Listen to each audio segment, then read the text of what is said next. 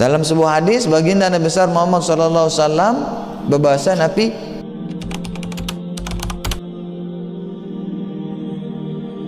Iqra'ul Qur'an fa innahu ya'ti yaumal qiyamah syafi'an li ashabih.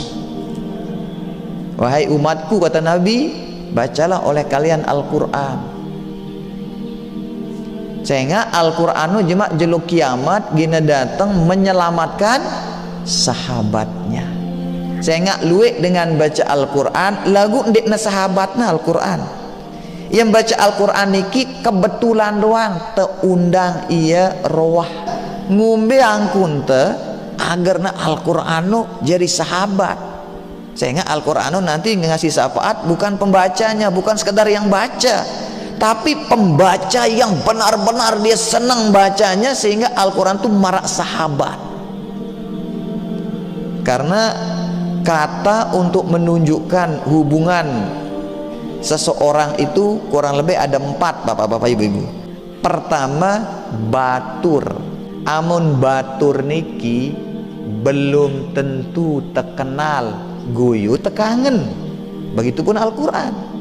Kalau sekedar Al-Quran itu jadi teman kita, berarti besok Al-Quran tidak datangnya kita hari kiamat. Dia sekedar nabi, sekedar liwat. Yo Al-Quran ya sidah nih. Saya sidah. Kenapa? Teman atau batur belum tentu kenal. Quran sekedar ada di rumah, ada di kisi-kisi, ada di rak kita, ada di meja kita, tapi tidak pernah kita tegur, tidak pernah kita sapa. Berarti ini sekedar jadikan Quran itu teman. Yang kedua, kerabat. Kerabat niki berasal dari kata qoraba, ya. Qoraba niki artinya dekat. Biasanya kenal.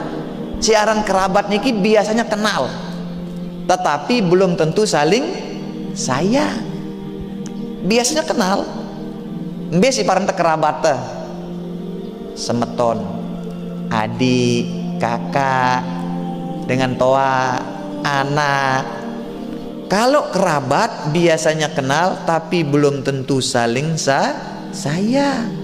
Saya arak semeton, gedek lek semeton nah. Malah arak lek sekedar gedek niki, semeton nyematik semeton nah. Kemudian si ketelu sahabat. Amun sahabat niki saling kenal dan saling sayang. Niki sahabat. Timak dekna semeton. Beda orang tua, beda tempat tinggal, bahkan beda bahasa dan agama. Tetapi kalau sudah namanya sahabat, pasti saling sayang. Begitupun Al-Quran. Makanya Nabi pakai istilah sahabat. Bacalah Al-Quran oleh kalian semua, karena Al-Quran nanti hari kiamat akan datang menyelamatkan sahabatnya. Siapa sahabat Al-Quran? Dia yang amun dia membaca Quran ada yang kurang dalam hidupnya.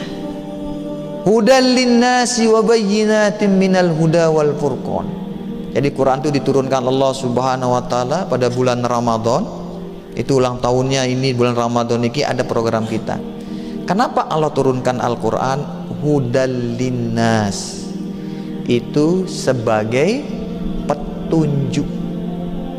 Quran ini diturunkan Allah sebagai petunjuk. Sebelum ada Quran ini kita tersesat, Pak.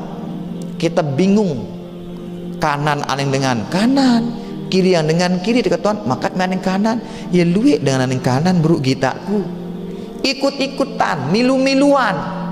Sama kayak sekarang zaman ini. Kalau kita jauh dari Al-Quran, jauh dari agama, jauh dari guru-guru kita, jauh dari pesantren, jauh dari ilmu pengetahuan, bapak-bapak, ibu-ibu tiang, kita pegawaian itu milu-miluan doang. Nerima berita, dek manta cek kebenaran, wah itu milu-milu nyebar nah. Besang-besang pulsa nyebar, padahal berita bohong. Dan biasanya yang senang disebar orang niki si miak dengan si sili. Dan sebelum Al-Quran itu turun, selain kita terobang-ambing, kita ini juga diibaratkan seperti orang buta, bapak-bapak, ibu-ibu. Tanpa Al-Quran kita itu buta.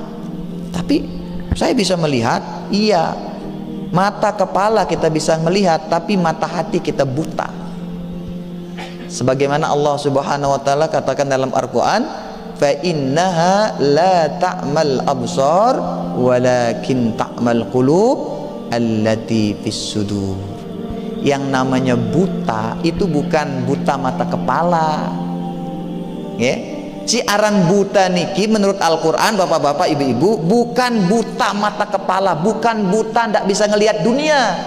Tapi menurut Al-Quran yang dikatakan buta itu adalah ta'mal qulub, buta mata hati, allati fis sudur, yang ada di dada. Dalam ayat lain Allah Subhanahu wa taala menggambarkan orang yang buta sebenarnya itu buta mata hati apa?